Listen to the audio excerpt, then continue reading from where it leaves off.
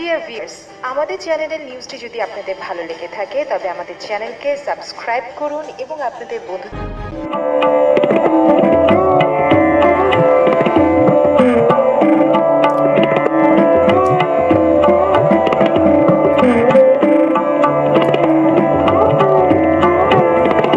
আপনাদেরকে শুভেচ্ছা জানিয়ে শুরু করছি আজকের প্রতিবেদন। এই যে আপনারা দেখতেছেন, এগুলো টিস্যু কালচার চারা। এগুলো ভারতের অতুল কোম্পানি থেকে আনা হয়েছে। দেখতেছেন এই চারাগুলো, এগুলো সব টিস্যু কালচার খেজুর চারা। এখানে আপনাদের তাদের ফোন নম্বর, মেইল সব কিছু লেখা আছে, আপনারা আনতে পারবেন। তবে একরকম তারা বিক্রি করে না। আমার খেজুর চাষি ভাই তাজুল ভাই, ওনার বাড়ি হল নরসিংদী, বেলাগুন থানা। উনি আমার চাইতে আর ওর সিনিয়র।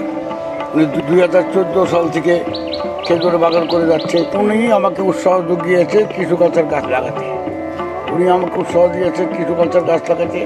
ওনার পরামর্শ অনুযায়ী আমি অতুল কোম্পানিতে আমাজনের মাধ্যমে যোগাযোগ করে এই চারাগুলি আনিয়েছিলাম, কিন্তু ওনার কাছে জাত নাই বিদায় উনি আমার কাছ থেকে এই গাছগুলো আমার কাছ থেকে 28টা চারা সে নিয়ে গেছে। সে আগেই বলছিল যে আমাকে অর্ধেক চারা দিয়েন, কিন্তু আমি অর্ধেক দিইনি, কারণ আমি আরও কিছু চারা, এই চারাগুলো আমি রেখে দিয়েছিলাম। এই চারাগুলো আমার গ্রাহকদের দেওয়ার জন্য। এই যে দেখতেছেন, এটি আমার বাগানে 1 বছর 10 মাস বছরের গাছ। এগুলো এই দেখেন, এর আগে আমি 2-3টা ভিডিওতে দেখিয়েছি আপনাদেরকে। দেখেন ছোট ছোট গাছগুলিতে ফলন হয়েছে। কতটা টিকবে সেটা নির্ভর করে পরাগায়নের উপরে। ভালোভাবে পলিনেশন বা পরাগায়ন করতে পারলে বেশি খেজুর টিকবে। আর সবচাইতে আপনারা যদি তাড়াতাড়ি ফল পেতে চান তাহলে আপনি টিস্যু কালচার গাছ লাগান। এটা আমি পরামর্শ দিব।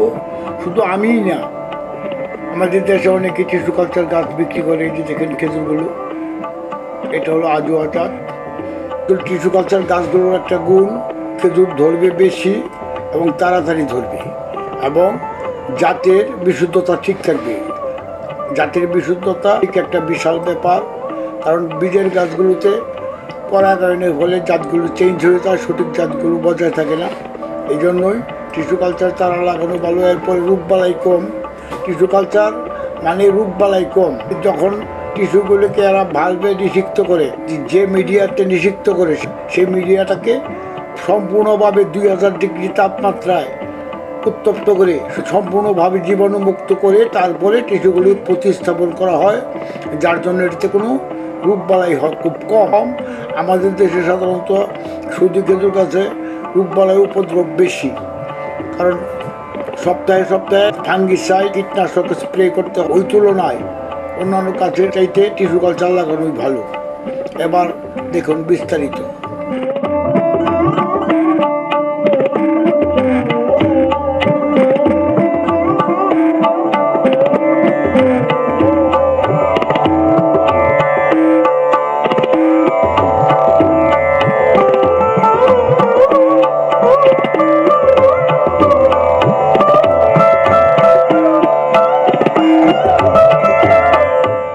প্রিয় ভিউয়ার্স,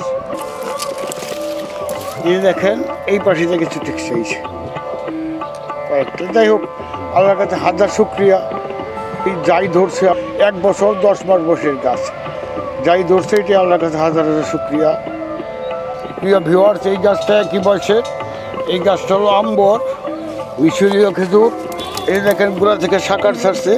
আর এই যে দেখেন, আপনাদেরকে আগের ভিডিওতে ফুলগুলি দেখাইছিলাম, কিছু খেজুর টিকছে ইনশাল্লাহ। এই যে আমি হাত দিয়ে দেখাইতেছি খেজুরগুলো। এই যে দেখেন, এখন হয়তো ডাইকে যেতে হবে। এরপর আমি ভালোভাবে পরাগায়ন করার সুযোগ পাইনি। পরাগায়ন মানে আমার পুরুষ ফুল ছিল না।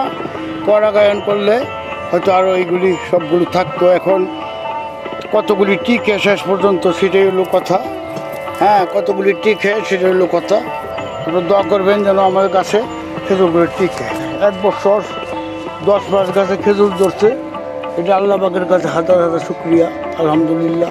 প্রিয় ভিউয়ার্স, এই যে দেখতেছেন, এই গাছটা হলো মেড চুল। গাছটা বেশ বড়ো সড়ো, যে একটা মাত্র বাধা হয়েছে এটাতে। এই যে দেখেন আপনারা, ওই যে একটা মাত্র বাধা হয়েছে, আপনারা বোধহয় দেখতেছেন। এই যে এটাতে মাত্র একটা বাদে গেছে, কয়েকটা খেজুর টিকছে, কিন্তু গাছের সাইজ অনুসারে আরও বেশি বাধা আসার কথা ছিল, কিন্তু মাত্র একটা বাধা আইছে। এই যে দেখেন একটা মাত্র বাধা জাতি কয়েকটা টিকছে।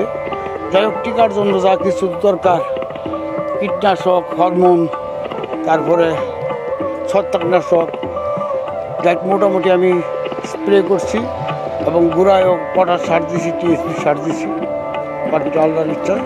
এখন যে কটা টিকা একটু পানি শর্ট করছিল হয়তো, এখন আবার নিয়মিত আমি পানি দিয়ে যাচ্ছি।